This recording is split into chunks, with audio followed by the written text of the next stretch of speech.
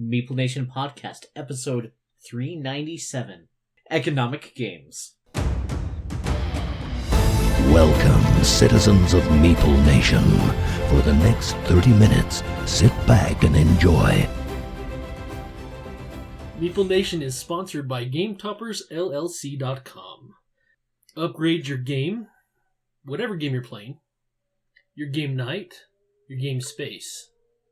You can even upgrade your game topper with an awesome mat, or legs, or leaves, or cup holders. It seems like the options are endless. Check them out, GameToppersLLC.com. They have awesome products, super high quality products. I'm just amazed at the quality of product that Berkey makes. It's just, they're amazing. They're great to work with. They have awesome stuff. Check them out, GameToppersLLC.com. So would you say that it increases your gaming street cred? Absolutely. All right. Especially when he has the biggest tables. I will have 2 of the biggest tables in about a month. I'll have leaves, so take that. I won't. They're not available for the size I have. We are the hosts of Meeple Nation. I'm Nathan Howard. I'm Logan Howard. And I am Andy Holiday. If you notice in our turn order, there was no Dave. We're missing Dave tonight. Yep, Dave is back with his nose to the grindstone trying to get his homework done. We applaud Dave for his dedication to getting that done. Making good choices. Hoping he can finish them so he can come play with us later. Yes. Jump on over to our website, MeepleNation.com. Check out that page. We got blogs, we got episodes, Instagram, bios. Anything that you want to know about Meeple Nation can all be found at MeepleNation.com. This week, we are discussing games that provide some sort of economic. So if you've been reading in the news about the debt ceiling and other such topics, these are ways that you can distract yourselves from the depressing news are some of these games. Logan, a while ago you talked about Monopoly. You put it on your list as kind of joking. We played I Love Lucy Monopoly. Been a long time since many of us had played Monopoly. And it wasn't as surprisingly terrible as I thought it was going to be. Because we made sure we played by the rules. Avoiding those house rules makes a big difference. Economic games, Monopoly has to be kind of at the forefront of everybody's mind. We're not going to spend a ton of time, but it's a game where people have money and they're trying to be the last player with the most money, or the last player with money. And it's a good game that you can teach ancient skills that you don't really need anymore, like counting change. We were able to fact-check Nathan and how much change he was supposed to give us. It was a lot of fun that way. That's true. Math was tough that night. It's a good thing I was bankered. A little extra for me, and I still lost. Growing up, I thought that was one of the benefits to games like this. It did help teach those easy math skills because that's the math that's actually applicable in everyday life. Not like you need to sit down and do calculus every single day. Even at work with bend radiuses and stuff like that for pipes, you don't need to do calculus. You have an app for that. And that's true with everything. All that schooling, all that math that we learned in school. The teachers that said you're never going to walk around with a calculator in your pocket all the time. Oh, no. The irony now, huh? Having that money aspect in these different games, some of them are quite interesting. I remember playing at SaltCon a few years ago, Ponzi Scheme. I was telling you guys when we were prepping for this episode off air, I've never been so actually stressed playing a game than playing Ponzi Scheme. Gaming that's not so bad, you're borrowing money, paying off other debt. The whole point of the game is not to be the first one that ends up going bankrupt, but just the stress of, I need to borrow this many dollars to pay off these dollars. It got to me. The game did. I thought it was great. It's not one that I've sought out to play again, but I had a great time playing it. You're not the first person that I've had that feedback. The game actually caused them anxiety, or it made them feel bad about what they were doing. And as long as it doesn't make you feel like this is how life is, you're doing okay. For some people, that might be how life is. A game that my wife actually really loves, which is a long game, so that is so uncharacteristic of her.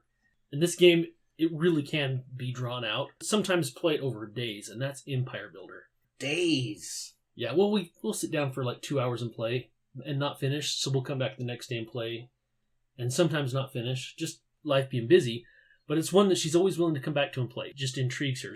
Empire Builder, you each own your own railroad. First start out by building track. It's a map of the United States and Mexico. And you have cities all over both countries and the commodities that are available in each of those cities. You have 7 different large cities. Medium-sized cities are depicted as squares, small cities which are circles, and I believe the large cities are large hexagons or pentagons. The object of the game is to meet a threshold of money, and you do that by building track and making deliveries. In order to make a delivery, you actually have to pick up the commodity, make a delivery, and drop it off. Typically, you have to start out small. The first few rounds, you're basically just building track. You're spending your starting cash to build tracks so that you can at least complete one of your orders and get a little bit more cash going so you can build the next set of tracks, and so on and so on. As you're going, you get to upgrade your train. To start out with, your train can only move 9 spaces, and you can hold 2 different commodities on that train. You can upgrade it then to either be a fast train, or you can upgrade it to be a cargo train. The fast train is going to move 12. The cargo train is going to hold 1 extra commodity. And then you can eventually upgrade it to the super train, which will move the 12 and have the 3rd commodity. That obviously comes later in the game when you have that much cash to spend on a train upgrade, and you already have the tracks in place to make the deliveries. It's cool because you're just using a crayon to draw your track. It is a crayon rail game. And you're just using your crayon to draw your rails, and you have your little pawn, your little token, that your train. You're just making deliveries. It's a really simple game. It's not complex at all. It's just meet the thresholds and get all the tracks built. It just takes time. But for some reason, my wife loves it, and I enjoy playing it too. So it's one that doesn't get to our table super often. It's a fun one, and it's a favorite one. Yeah, with the 3-hour playtime, that is an investment in a gaming night for sure. Or, in your case, multiple nights. Yeah. So how does this compare to Merchants of Venus? I know you have Merchants of Venus too. I haven't played that. Merchants of Venus, the 2nd edition, is the one I have, and it is actually a lot like Firefly. You're not building anything, you're making deliveries, picking up and dropping off, similar to what you would do on Firefly. It's been several years since I've played Merchants of Venus, but I do remember that it was a lot of fun. I think I enjoy Firefly a little bit more, which is probably why it hasn't gotten to the table. And I need to get it to the table again just to refresh on it. But as far as the generic gameplay, you have different tech and different things that would go into this universe versus Firefly that's based on TV show.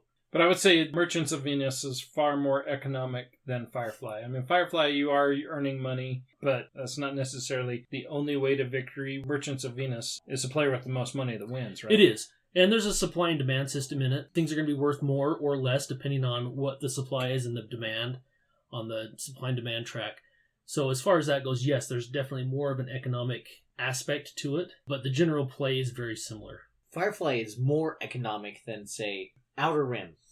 Outer Rim, it has money, but... I mean, they both have money, but that's not... To win Firefly, you have to complete the goal. And some of those goals do require money. Yeah, so I guess it depends on the goal, but I mean, money is a much bigger deal in that game. Say Outer Rim. Both very similar games. But I was just thinking when you were talking about the supply and demand is sidereal how did you say that? Confluence? Yeah, confluence. Sidereal confluence. It creates a supply and demand when you're playing the game, which is really quite interesting how they're able to come up with what they're trying to focus on creates that supply and demand. You're not necessarily quick enough to develop the supply that people actually need it for. Depends if you're quick enough on the draw to get that supply out there that you can actually benefit from it. The way that they've balanced the economics in that game, I think, is really interesting because only limited to selling money, you're selling resources, you're selling ships. Almost feels like whatever's not nailed down in your, I guess, world because you're playing as different races is up for sale, even planets. Talking about trade, there's games, we go back to a classic game, Settlers of Catan. Resource trading economic game. You're trying to produce resources, you're using those resources to trade for other resources that you need to establish so that you can build cities, settlements, and roads, all in the effort to gain the most points before everybody else. Some of those other games have kind of similar feel to that. Splendor. Splendor is a great game trying to produce gems and purchase mines, but you have that economy that you're trying to build with. You have certain mines will allow you to always have more of that resource to use those in combination to get bigger and better mines. And see, this is where you lost me when I saw Splendor on the list because I do know that it is tied there, but it just has such a light economic feel to it where it feels much more just like a tableau builder. You can interchange money, mines, gems. It doesn't really matter with Splendor. It's just, I'm trading this resource for this colored resource. This is very similar to Catan. But with Splendor, you're playing it so quick, especially if you're playing a 2-player, that you don't even really embrace a theme. But Settlers of Catan, you're, hey, who needs wood? I got stone. Let's make a trade. Where there's that actual acknowledgement of trading that ties it to it. Well, I think with Splendor, you're trying to build your economy up. You start out with just gain the gem discs, the gem tokens. But as you're building your economy, you can start building the bigger buildings because you have your economy built. I agree with you, it's light. You could just exchange all of those economic words for Tableau, and it's the exact same thing. Kind of. It's all your personal economy that you're building. The Tableau doesn't really... Yeah, I guess the Tableau is in front of you, but the Tableau does provide and fuel your economy. I can see the point that you're making. When we were talking about Firefly earlier, Firefly is much more economic that way. I'm actually doing jobs to make money so that I can go buy this equipment to hire this crew to do these jobs, instead of just Splendor where I'm exchanging tokens for more tokens for cards. So how would you relate that to a game like Merchant's Cove, where, again, there's no money involved, but everybody's producing resources, and that resource is all produced through your player economy that is all within your Tableau, within your character player board. That's still an economy. It's still very same, except I think the theme is what changes it. And I think that's what makes it better in some aspects. Because Merchant's Cove, it's very asymmetric, so everyone's playing their own mini-game, trying to build up their resources to go to market with. Which is part of you're going to the market to sell, which adds a little more to the economy, right? You're actually selling products, whereas in Splendor you're not. You're basically purchasing cards with what you have in front of you in your Tableau. In Merchant's Cove, wow, I got 6 large relics or artifacts or whatever it is that your player has. But somebody was a jerk, made all the nobles go back to the guild hall instead of to sell them. So then I can make the choice. I can sell them for 1 each, or I can hold on to them until the market's better, because it has more of that theme attached to it. I think that's where Merchant's Cove is much more economic instead of just Tableau with economic words sometimes attached to it. All right, I'm going to hit you with one more. How about Medici and Medici dice? Both of those are economic building that is within the individual. So it's been too long since I played Medici to speak to it, but we did do Medici dice just recently. It was a few months ago. It's there, but it's like the theme is much more there. At the end of the round, what I have is how I'm getting victory points instead of just upgrading things. You're trying to get the additional spice to get those bonus points. You're trying to edge people out. I'm going to edge somebody off from the market where I get the most spice, so I get all the victory points. So you're leading that resource pool. Yeah, like we do it at work. I work construction, and we install telecom work. We edge out competition. We have the advantage of being a big company and big warehouses, so we buy up the supply and throw it in the warehouse until the job starts. In this economy, it edges out the little guy because supply's not there for them to buy their stuff. That's how all companies are right now in a bidding war. Real life economics here. No, that's great. That's a great example. Going back to a classic, my dad taught me this game. It was Stocks and Bonds. By classic, I mean you're going back to 1964 classics. 1964 classic. I own this game. I've never opened it. I picked it up out of a thrift store, so I don't even know if it's complete. It's actually really fun. It is one of the 2 board games my dad will play. Absolutely not a gamer at all. The other one is the farming game? The other one is the farming game. Anyway, he taught me this game. It's buying and selling stocks and bonds. You're trying to time it just right. You draw a card at the beginning of each round, and it's going to tell you whether it's a bull or a bear market. And it's going to tell you what happens to each of the stocks that are in there. If they go up, how much they go up, and down, and so on. It's kind of cool. You're basically a day trader, and you're just trying to make the most money, sell at the right time. It's an enjoyable game. I think my dad likes it because he likes to make foolish financial decisions sometimes. So he can do that without any consequences. That helps when you can do that with no consequences. Yeah. Another game talking about that real life thing that we were just talking about too, Nate, is Great Western Trail. I love Great Western Trail.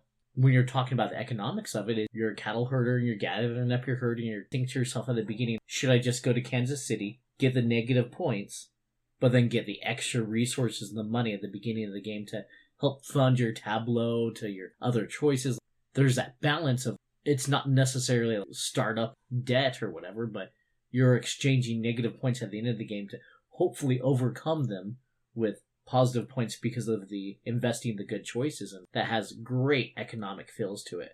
I like how Great Western Trail is not just getting your cattle to Kansas City. You want to get unique cattle to Kansas City. It's not necessarily the person who gets the most points, but it's somebody who gets there with the most variety.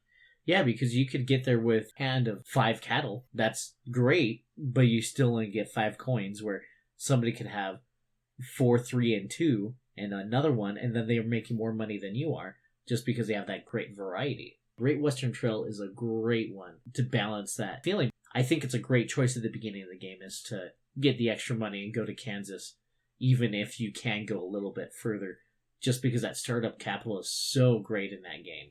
Played this game, it was on my 10 for 10 this year. Corey started joining us on our regular game night 3 weeks in a row. Corey, James, and I, we'd include somebody else in some of those games. Interesting, as James played, James never wanted to go to Kansas City. He didn't want the -6 points. And the games I won the most, I'd gone to Kansas City 3 times. So I had that -18 points.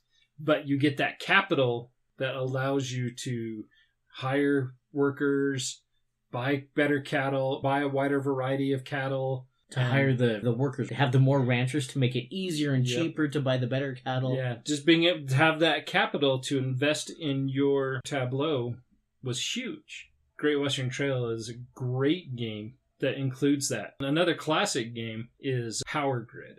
Power Grid is one that, for the longest time, it was my favorite game. And we'd play it and play it and play it until it got to the point where no one wanted to play it anymore. You're developing power plants. You're providing power for different parts of the world, depending on which map you have and which additional maps you've picked up. You're producing plants. Some of those plants will use coal. Some of them will use oil. Some of them will use wind power. And some of them will use nuclear power. And so you could recycle also. And so you have those 5 resources. Again, those are oil, coal, nuclear, recycling waste, and using natural or wind power. You want to manage your resources so that you can buy and upgrade your power plants that will provide energy to more cities, while managing that you want to save your money so that you can buy routes to provide that power. A great game that we haven't played in a long time. As I'm talking and I'm looking at Andy and it's just right over Andy's shoulder, I keep thinking, man, that's a game that we really need to get to the table and play again. It includes that economic mechanic in it. One that we should mention, just to honor Dave almost, is a Charterstone. Yes. Because if he was here, he would talk about it. He would. It's a great example, too, because it's a legacy game, so each game is different, but you're kind of building different locations that give different resources, but the whole goal is balancing what people want to have it available so that you can go there without bumping somebody else's worker and having them bump your worker. You get different resources if it's you're there. Charterstone has that great option of all those different things they can have. And it's not necessarily the one spot was really popular when you first started the game and it's not. Then you can put a sticker over it at some point to cover it up and change it so then you can create that supply and demand again. It is one of those games that has been fantastic. Makes me really sad that we never finished our telling of that story. Yeah, we should start it over and do the other side of the board. Hopefully I'll be a jerk and win all the time on that one. Maybe. So we've talked about Monopoly. There's a game growing up. I hated Monopoly. But there was a game growing up that we played that was similar. It was called, I don't know if it's the original or what the new one is called. It's called Hotel Tycoon. When I was a kid, it's hotels. I still own a copy of this. You're going around the board. You basic track, almost like Vegas Strip. You're going around the board and you're buying properties, and then you're developing those properties and adding hotels. You also add entrances to those hotels. So if you have an entrance, that's where if someone lands on that space, then they have to pay you because they have to stay at that hotel. Because if you ever pass an entrance to a hotel, you have to pay and stop and stay there, right? Crap, I didn't know that was a rule. Yeah. I broke the law so many times walking to Disneyland before. I'm going to have to pick the closest hotel so I don't have to stop and look at all the ones I'm walking by. Growing up, we played this game so many times and just had so much fun. The components, especially for the era, were really cool. You had the Taj Mahal, which had the cool domes on it. Waikiki had the little beach houses. The boomerang-looking hotel. And they were all three-dimensional hotel pieces that went on the board. I loved this game as a kid. It's a great family game, and it does not last near as long as like a typical Monopoly will be, and it's a lot more interesting and fun than Monopoly is. So that reminds me of Dinosaur Island. And Dinosaur Island, you're developing a theme park, a dinosaur theme park. Put on your Jurassic Park hat. Park director, you're trying to establish and replicate dinosaurs that are going to attract patrons to come. You also have to factor in that you're going to have people are sneaking into your park, to worry about dinosaurs getting out of your park, generate enough money that you can invest in more dinosaur recipes where you're getting DNA from other, so that you have enough DNA that you can produce another dinosaur as long as you have an enclosure that's large enough to hold that dinosaur. Dinosaur Island is a great game, similar to Funfair or Unfair. Both of those are similar park establishing games. Unfair is more of a take that element, and Funfair is more of a let's all be friends when the game ends. Both of those, you're trying to establish that economy of your game and your park. Funfair, Dinosaur Island are great. And then we have Dinosaur World that's coming out soon. And then also the Dinosaur Roar and Right, which I'm probably more excited for than Dinosaur World. I don't know. It'll be better if you glue all the little googly eyes onto your dinosaurs. I should. Glenmore 2. Even more Glen? Yes. I have never played Glenmore. I have Glenmore 2, and I have never played Glenmore 2. I just got my Kickstarter cup. We have not gotten that to the table yet. However, it is an economic game. Each of you are playing a leader of a Scottish clan in the early medieval ages. The leader is looking to expand their territory and their wealth. The success of your clan is going to depend on the ability to make the right decision at the right time, whether you're going to be creating new pasture to grow livestock, or are you going to grow barley for whiskey production? Try to sell your goods at various markets and gain control of different landmarks like locks and castles.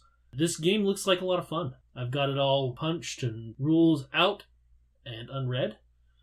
But they're out. And well, ready you could to be play. like me and you could pull them out and lose them. I'm hoping That's doesn't Logan's happen. favorite game that I play. Remove the rules from a box and then lose the rules. I've only done that to one game, and I did find it. I can't remember what the game was. I still haven't read the rules, but I found the rules. Out of all the games in here, I'm like, oh, this one. Let's play this one. I'll read the rules real quick. Oh, there's no rules. Anyway, Glenmore 2. I was intrigued by the Kickstarter. It looked amazing, so I'm excited to play it. I have Glenmore, so together we have the Glenmore and Glenmore 2. Glenmore is a much shorter game, has a 45 to 70 minute time frame. Glenmore 2 has that 90 minute to 2 hour time frame, so almost double your fun. Glenmore is 2 to 5 players, where Glenmore 2 is only 2 to 4 players, so yeah. There's definitely some differences. We should actually get both games out, play and compare, and have an episode all about Glenmore. We totally should. Keep thinking of sequel titles for it. I think I'm settling on This Time It's Personal. Glenmore 3, this time is personal? No, Glenmore 2. So you got Glenmore and It's Glenmore 2. Glenmore 2 Chronicles. No, that's not as good. You need to contact the creators on that, because that just doesn't work. So we talked about this game a while back. We played this and had so much fun. We played Bootleggers. You are mobsters during Prohibition, and you are creating whiskey. You have your home stills, and you can have remote stills. You're making whiskey, and you're running them into the speakeasies. Trying to gain influence has a little bit of area control, where you're trying to gain the most influence in these speakeasies, be able to earn the most money. You have to have trucks big enough to haul your whiskey, otherwise you can't haul it. You can sell it to other players, or you can rent the truck from another player. Ultimately, you're just trying to earn the most money by delivering your whiskey and trying to avoid the heat from the copper. When we played this, I don't know if we've ever laughed as much in the game as we had with this game. And I don't know if we played it again, if it would be the same. When we played this, it was so stinking much fun. So when we were at SaltCon end of summer this year, I was in their swap meet area where people were selling games, and there was a copy of Bootleggers there. And I thought I should buy this game because I really, really enjoyed my experience playing that game. And I really want to beat Andy in how many games I have is what you were saying. that could be it too. But I ended up not buying it. Was it just that one experience that was so fun? So we for sure need to get this to the table again. Because, yes, that one time we played was awesome. I think it's one of those games that's maybe a once-a-year game. I could see that. Play it once a year, that way it's still fresh. It would be one that probably not super high replayability, but fresh and fun. Maybe it's once a year. Is there a National Mobster Day that we could play it on? That's a great idea.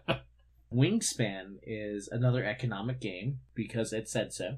Because it said so. So are you going to say that Wingspan is not as economic as much as you say Splendor was not economic? Yeah, no, I want to say that they're both about the same level of economic to me. I guess I'm going to go back to my same arguments, because Wingspan, you're more concerned about your personal economy, which is rats, worms, fish, that you have to worry about and manage, trying to attract birds that are going to produce these resources. But see, that's where I'm just confused about the Great Lords of BGG. Okay, it has nothing to do with the Great Lords of BGG. It is the designer. No, it is. It is. It is the designer that states that this game is this. Just because you can say economic doesn't mean that it's economic versus Tableau. It's totally economics. I might have to be with Logan on Wingspan. I think I was with you on Splendor because it made more sense thematically. I'm struggling to see the economic side of it. They're so similar, though. Economics is you're building a Tableau, but where it doesn't have that theme that follows it back with it. Because it doesn't involve money? So there's other games on here that don't necessarily involve money, but there's Catan. market, trading, there's aspect to it that it ties it back to it. Puerto Rico, where you're loading up this boat and you're sending the supplies off and making money. Well, I can see Nathan's... The birds I wouldn't necessarily say add to any economic theme, but just your portfolio board, increasing the power of each of the rows. When you take that action is now better because you've built up to your it. Tableau. Just because it has a tableau does not mean it does not have economic element to it. No, that's what I'm saying is that they're so similar that just because you throw that tag in there doesn't mean it's necessarily true. Because Wingspan, it's a great game. Tons of people have enjoyed it. It's been forever, so we need to play it because we barely got the expansions. I don't think I've played the... Andy's played his European expansion. At least I don't think either of us have played our Oceania expansion yet. And I would really look forward to playing it because as much hype as this game gets, it is well-deserved. It Absolutely, is a really good game. It is fantastic. Economics, maybe. Loosely maybe economic. Maybe not. I mean, you got to manage your eggs, you got to manage your food, you got to manage the hands in your card. So that's resource management. It is resource management, which resource management is essentially economics, right? Yeah, but so's everything. But you're going to run into those overlap with resource management games. Yep. I for sure think that both Splendor and Wingspan have economics in it. Just not cash. Just not cash. One last game that I would like to talk about is one that I've only played the one time, but I really enjoy, and that's the networks. You own a TV channel, and you're trying to produce shows, or you're trying to add shows to your station that will attract viewers, and if you attract enough viewers, you get money, Logan. You get money. It's economy. Wow, we should talk about Dead of Winter. You have to manage all these resources because there's only a limited supply of them, and then you have to hoard some of them because you have personal goals. We didn't talk about Gloomhaven, guys. Oh, that's true. We didn't talk about Gloomhaven. Gloomhaven, where you just have that jerk character. That's the rogue that I'm going to steal all the money and not sure. Dave's not here to defend himself for that one.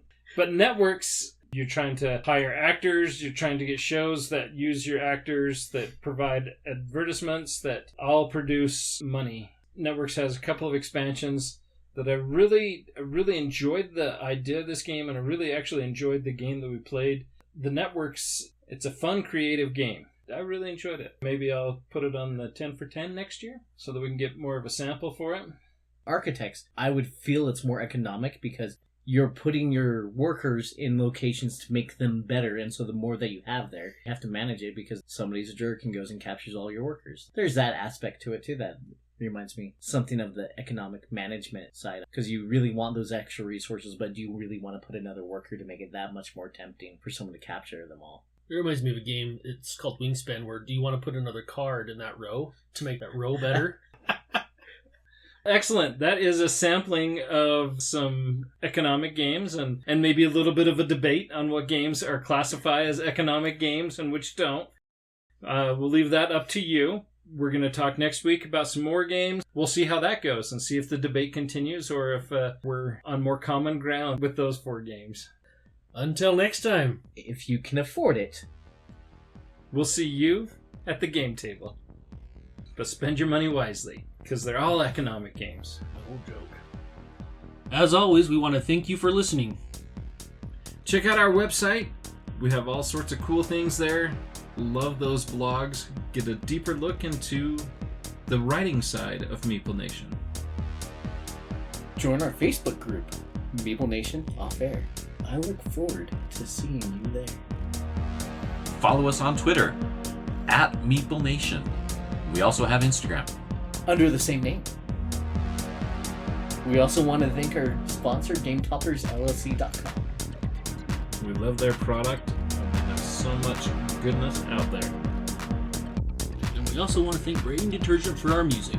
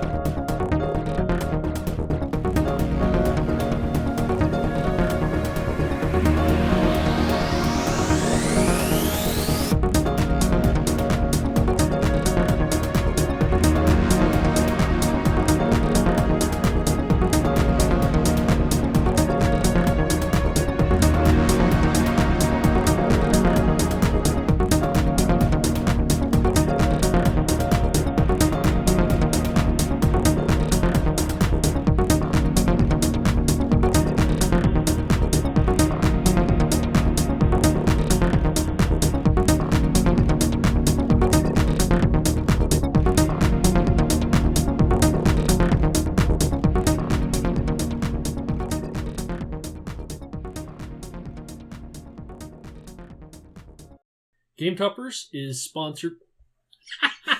Wow, Son of a... thought Dave wasn't here. I just read it. That's. I love it when so much of the first of the episode ends up at the tail end of the episode. This week, we are...